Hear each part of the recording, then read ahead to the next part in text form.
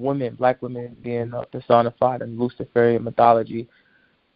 You did something in your book, man, where I don't think I've ever seen somebody do it before, where in this current day and age, you know, there's a big question mark on what it means to be a man or a woman. You know, you got the concepts of gender fluidity, transgender, transhuman, and all these things, man. But I can't remember the name of the chapter, but you placed women in such a way where you showed they had value and things that were inherently natural to them. How did you even get to that understanding, you know, kind of like you were saying earlier, you know, for a large majority of us, we've seen nature/black women, really all women on the planet, kind of be whored out.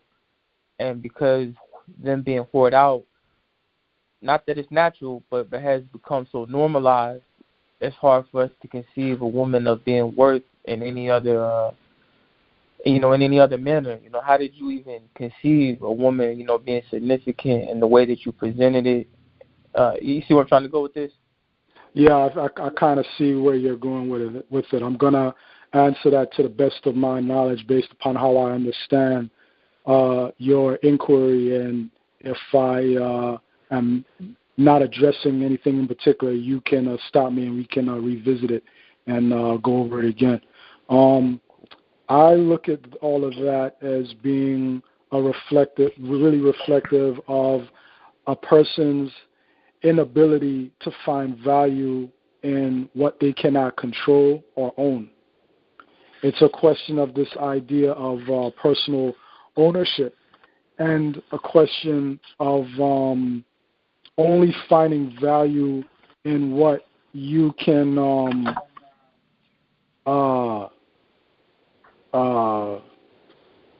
penetrate, you know, figuratively and literally.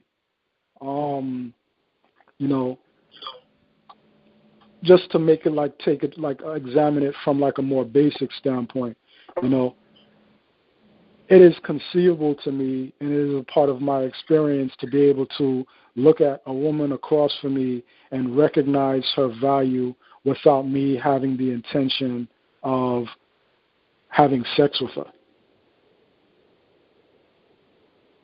In other words, I'm able to recognize that there might be a value there that does not include that experience.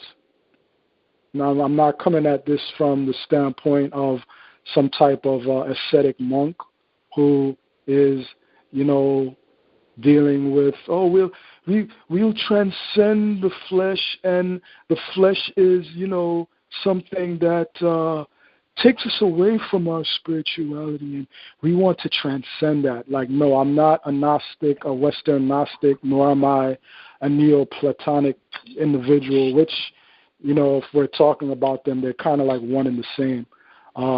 Western Gnosticism, as many people understand it with its demiurge, is really an extension of Neoplatonic thought. But, you know, we can get into that another time. Or rather, people can just buy the book and see how I go in and just take that apart in like a few pages. Without there's really no comeback to what I'm saying with that. Like, Western Gnosticism, as we know it, is really it's really the product of cave trauma and living in a natural environment that is adverse to one's existence. So the whole of the natural environment becomes demonized as something that should be hated and should be escaped. You look at traditional African spiritual values and beliefs and systems throughout the continent, not just in West, South, East Africa, but like all over. Like, they don't demonize the environment. They don't demonize the world as this place to escape from. That's I challenge anybody to go to a text or a body of knowledge that comes directly from the Africans themselves, not what later people came afterwards and translated and infused with their own cultural perspectives. Because anytime, you know, you have an alien people looking at another people's values, there's a level of projection that takes place where they automatically infuse their own cultural values into what the other people are saying, even though that's not what the people intended. It is not a part of our belief system where, our value or our knowledge to say that the environment or the world is this evil place that we want to escape and not come back to. That is totally false. Totally false. There's no Kemetic text that says that. I have read many translations of Europeans who are interpreting Kemetic texts, or Europeans, contemporary Europeans, who are interpreting Greek interpretations of Kemetic texts, or other African belief systems, but that's not a part of our thing. But anyway, I just went off on a tangent right there, but what was the original thing that we were just discussing? Was it Well, actually, you brought up something though that I did want to address. To play devil's advocate, wouldn't somebody say, and this is just coming from somebody who's been experienced with the European perspective on it, but for the Book of the Dead, or for coming forth by day and night, couldn't somebody say that whole book is dedicated towards death and escaping this reality, or the preparation of escaping this reality? I'm going to bring forth my interpretation of the book of coming forth from night by day based upon me going back to the text directly, the English translation of it. And I admit I don't know how to read the ancient Kemetic hieroglyphs, the Medu Neter. I don't recall how to read it in its classical original intent, but I do have the book, English translation of the book, which I've read. I've read a great deal, and what I gather from it is my interpretation of what I read is far removed from what other people are saying it is, like what you just described. What I'm reading is that these gods, quote unquote gods, well, I mean, we didn't even use that term, but these expressions of nature are actually your own ancestors, or people within your own family line who can correspond to the archetype that particular nature or force of nature represents. So when you're reading about the transformations into Ptah in the book of Coming Forth from Night by Day, when you read about the transformations into the hawk, Heru, when you read about the transformations that the person who was on that journey is making as they go on that journey, what they're actually doing is they're internalizing the different powers and strengths that different members of their family line had, so that they can come into the full power of themselves. So it's not the death of necessarily even you physically dying, it's the death of your false perception of personal identity. Your true identity is actually a composite of your great-granddaddy. It's your great-great-grandmommy. It's your great-great-great-great-great-great-grandmother that you don't even know what she looked like. It's all of these different beings. And what the book of Coming Forth by Day is they use these gods, we'll say use that word because, people kind of have an idea of what that means, but really we're talking about intelligent expressions of nature, the intelligence of nature that has been individuated into different archetypes. These are different people within your genetic line, and the gods are placeholders that allow you as an individual in the distant future. And when I say the distant future, I'm not talking about 2017. I'm talking about as a person in ancient Kemet back then, looking back at their ancestors and be able to have a place marker to understand the powers and the attributes of that particular ancestor. So let's say, for example, you got an uncle who passed away. He was very eloquent and articulate in giving advice, dropping that wisdom on you. You know, being that, you know, kind of like another father figure, so to speak, but he's not your father, he's your uncle, you know, sharing that wisdom for you. He would be Tahuti. Got you. But Tahuti is only a placeholder that allows you to recognize that member in your family, not some motherfucker with a dress on and a bird head. The fuck? Like, come on, man. We talking about adults here. That's not what they was getting at. These were not historical figures. These were concepts. These were universal principles that performed a function. And we were able to identify that function based upon how they moved. You know what I mean? And how they moved told us who they were. You know, you might have had like a great-grandmother who, you know, she might have not even been that pretty. But she dolled herself up in a way where men were naturally attracted to her.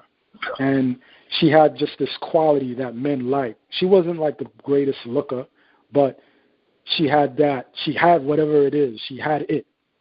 You know? Power. That's your head heru. Yeah.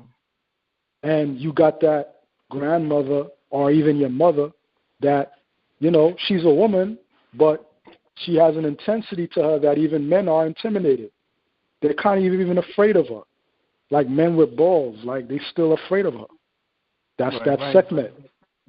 Yeah. But these are all people in your family. So when you connect with them through rituals and acknowledging them and talking about them and giving them light, lighting a candle, putting some water out for them with like a picture or just saying their name or just feeling their presence, if you don't even know what they look like or what their names were, then you're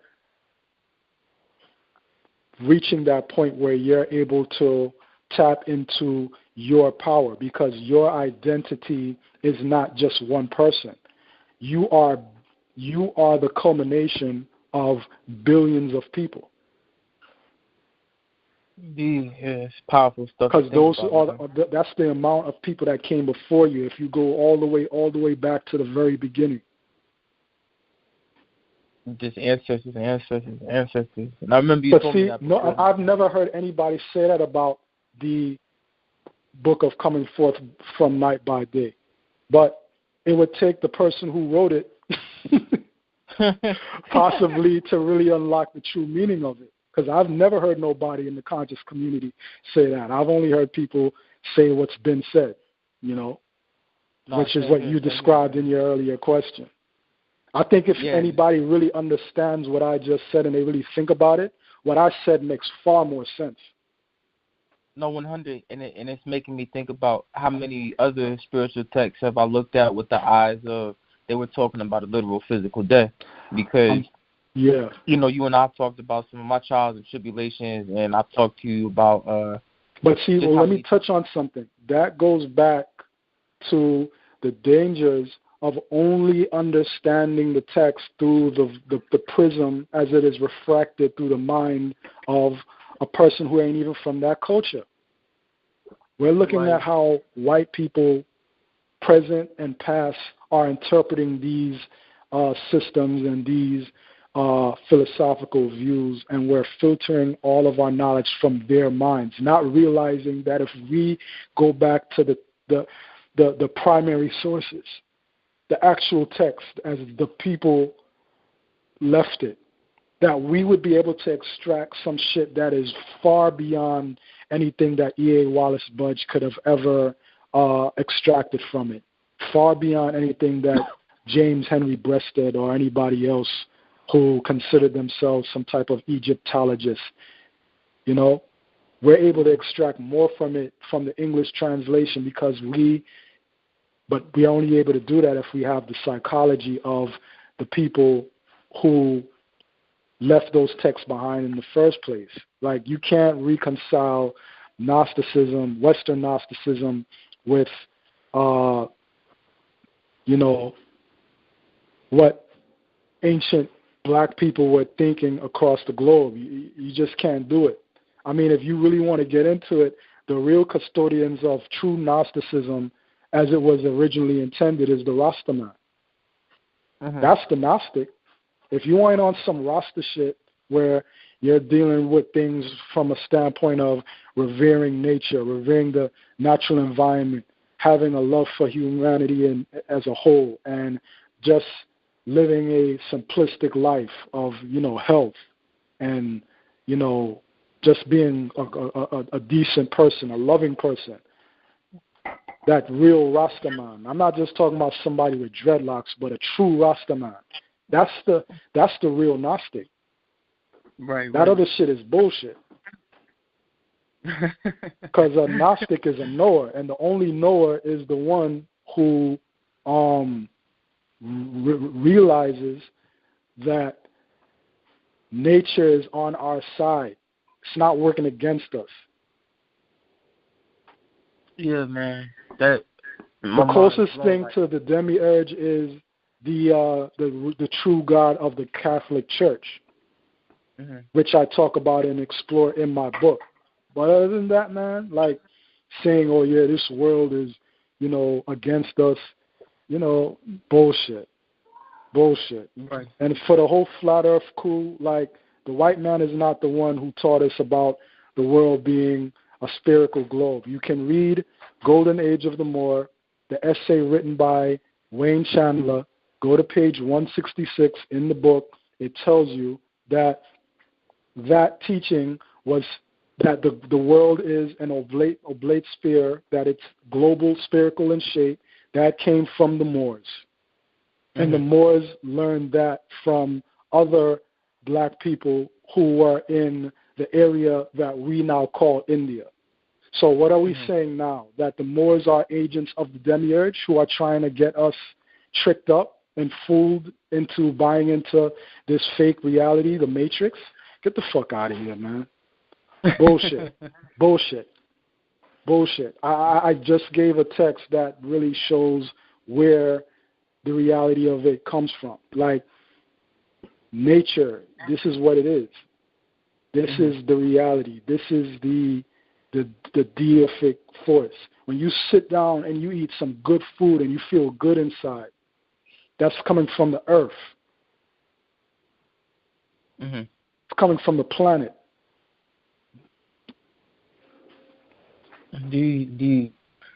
Yeah, man. That's the God.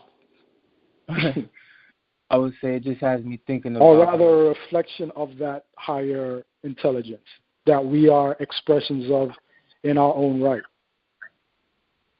Indeed. I was going to say, man, it just has me thinking of, early in the conversation I said, since I was 20, I felt like that was a lifetime ago, right? So kind of what you're getting at with the explanation you just put forth, we really do go through spiritual deaths within this ritual of life. And, yes. That's why I say happy rebirthday. Right. Because the whole idea is for you to become a new person that you wasn't the previous year.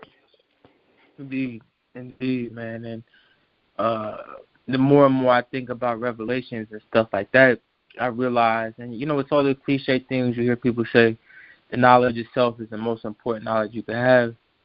But the revelations is a personal experience. It's not, and maybe it will happen one day. It's a collective consciousness thing. But I realize that revelations is something that happens on the individual level. And like you were saying, the people you assimilate with, will be the kingdom come that you're searching for. So, yeah, man, that's a powerful, thought-provoking stuff, man. I only got a little bit of time left, and I don't know if there's anything we can really top it with that you just presented, man. I'm going to have to sit on that and think about it for a while. Yeah, man, this is cool. We talked about the book vaguely, man. I didn't want to, take away from people who haven't got away or haven't got an opportunity to read it yet, but just know that the things we talked about in this conversation are really just the tip of the iceberg. I think you said it in the past, man. It's gifted with you all words in the oral aspect. You're even better when it comes to writing. And if you found, some jewels here, once you sit down and actually read the book, you're going to be far more impressed and, find things that resonate with you. But with that said, man, that's really all I got to say, brother. Is there anything else you wanted to add? I just want to say to the people of the world, but also more specifically to black people, don't feel discouraged. You know, I know you can look at your news feed and you look at what's going on in the world and you just shake your head and be like, dang, man, it's like we defeated. It ain't that, man. Like, more and more people are becoming aware of certain things. It may not manifest itself in the way that we would like at this time, where you walk out your door and everybody is walking around with an ankh chain. Like, it ain't about that. Saying Hotep, beloved sister, Hotep, beloved brother. It ain't about that. But a lot of people are reevaluating how they look at things. Like, I'm even seeing it in the popular culture in terms of, just hearing different interviews with, like, blacks in popular culture who pretty much the larger black community takes its marching orders from, and noticing how they're talking different, Like, there's a lot of changes that are being made, like these people are sounding more like me and you. Right. And that's because a lot of them are listening to people like you and I, Mm-hmm. They may not be listening to us specifically, but they're listening to people who think like us and sound like us, and that is a great thing.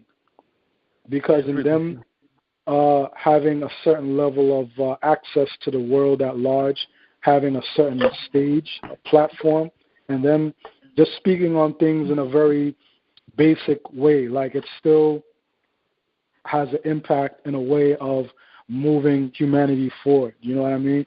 Even with, Rihanna, having a comedic tattoo, something as simple as that. Somebody might look at it and say, what's that? Maybe I need to, like, look further into, like, what those ancient Egyptians was talking about, And who's to say how many people was even, like, put on to the knowledge just by her tattoo? Right.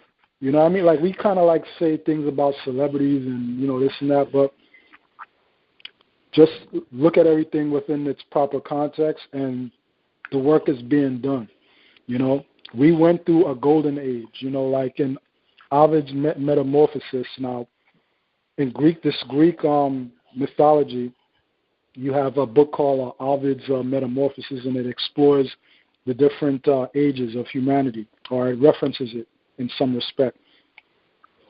It talks about the golden age, where man lived in perfect harmony with nature, with the gods, and all that, so forth and so on. Then you have the Silver Age, where things get to become a little shaky. Not really bad, but it's a drop down from the Golden Age. Then you get to the Bronze Age, where chaos is reigning supreme. You know what I mean? And then you get to the Iron Age, where it's the climax of that chaos, where it's like reaching epic proportions. So just as you have those four ages that correspond to different metals in the earth, which even there represent the treasures of darkness, right? Right. Those four metals correspond to four seasons: wintertime, summertime, springtime, fall. So there was a time when we were in the summer. Everything was warm, everything was beautiful. Come out with your shorts, your tank top. You don't got to put on, like the long johns and put like goobs and gobs of lotion all over your body. Get that ash away, And then from there, you get into the fall, where, the leaves start falling off the trees, and you can't appreciate the lush greenery that you see in the plant life as you did in the summer. The fall brings about the fall, which corresponds again to the mythology we were just exploring through Iblis and Lucifer. The fall season is where the fall happened. So You go from summer to the fall, then full on into winter. It's freezing cold out now. It ain't nice. It's snowing. You shivering. You know, it ain't. There's certain things you can't do that you were able to do during the summertime. You know, you don't see the birds, chirp. You don't hear the birds chirping when you wake up in the morning. You don't see the butterflies. You don't see the beautiful foliage on the trees in the wintertime. But after the wintertime, you get back into the spring, where things are on the rise again. Things are on the rise again. You start seeing a little flowers plucking up here. You see a few blades of grass over there. You know, leaves are starting to bud. And then that makes the way for the summer to come in all over again. So we kind of like coming out of this winter time, and we're experiencing the perfection of the winter. I mean, look who our president is. You know what I mean? Like, you would have never thought this would have happened like back in the 80s or the 90s or early 2000s. So this is the perfection of the death. You know, this is the Iron Age of Ovid's Metamorphosis. This is the winter time. Now, some people might say, well, yo, Adika, you citing that Greek shit, but the Greeks was what? Come on, man. Like, Bobby Hemmett has, mentioned, many times, and I happen to agree with him. That, and I've heard Panic, say it too, and I agree with both of them. Like, you really think that, they developed these ideas on their own? Like, they inherited these ideas. Their philosophy was really an extension of their whole worldview, their perspective. Like what I was just bashing a few minutes ago about the Western Gnosticism and the Neoplatonic thought. Like, that is an extension of their philosophy. Their mythology, which even the classicists will tell you, who are the experts in studying the Hellenistic period and its culture and its models, like, they'll tell you that the Greeks were highly influenced by the people of ancient India, the people who we call the Phoenicians, and other people from Northeast Africa.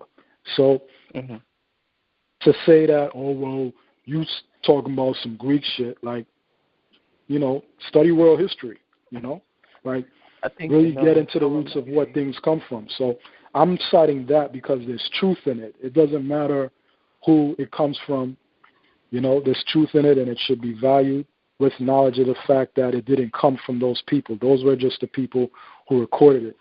Now, there's different ages, like I said, and we need to just recognize that this is all a cycle. And, we're moving back towards the summertime again. We just got to weather the storm, take care of our business.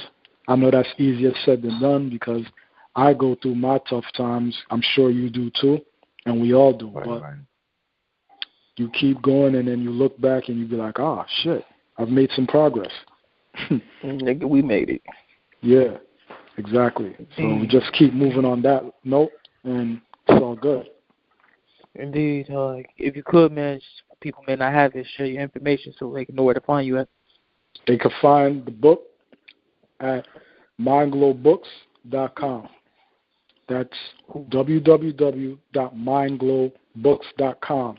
Now, despite what I've shared with you in this conversation with the listeners, the brilliant ideas that we've both explored, some people may question, well, all right, I'm liking what I'm hearing, but can this brother actually write? The fact that he's an award-winning writer is not enough to convince me. You can go to my blog, which is kind of like my mixtape, so you can see how I move, how I get down, and just keep in mind that the blog is what I give for free. So imagine what I give when you are paying for it. My blogs are probably better than most of the new lectures that are coming out today. I don't say that out of arrogance. I'm very critical of myself, but that's just what it is. There's great information out there now, but none of it is better than my best blogs. It's just what it is. Go to the website and see for yourself. thirdimax.net. That's THIRDEYE,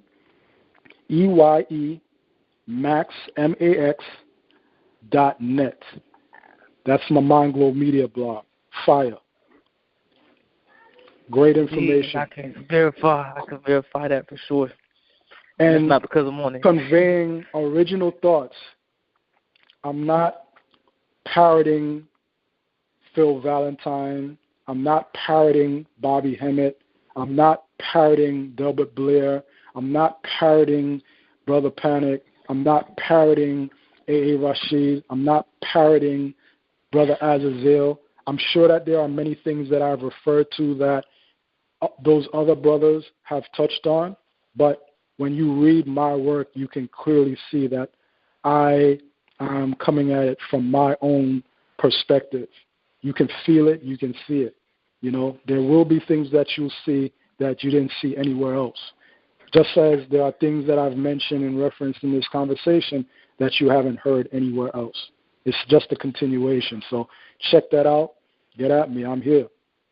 The work is good. It's quality, and I highly recommend people to get that book because it's one of the best books of our era on the subject matter as it relates to spirituality and divinity and black people, moving into a space to reclaim that, but speaking to a newer generation because although I was inspired by the classics, I know that a lot of people of your generation, Chris, and people who are even younger than you are not going to relate to some of those books that I read just based upon how they were written, like they'll relate to my book. But the thing is that my book doesn't just, state some of the things that was in those books, but it changes the conversation and recreates the narrative in such a way where it speaks to the needs of a new generation and a current generation. So that's where it's at, man. Indeed. Well, as always, brother, man, thanks for taking the time to sit down and do this with me. Like I said, it always allows me a moment to look back where you and I both are, how we've grown. So, thank you for your mentorship, man. As your junior, infinitely proud of you, man, to see this work put forth, and I look forward to the next year and everything we got coming up, man.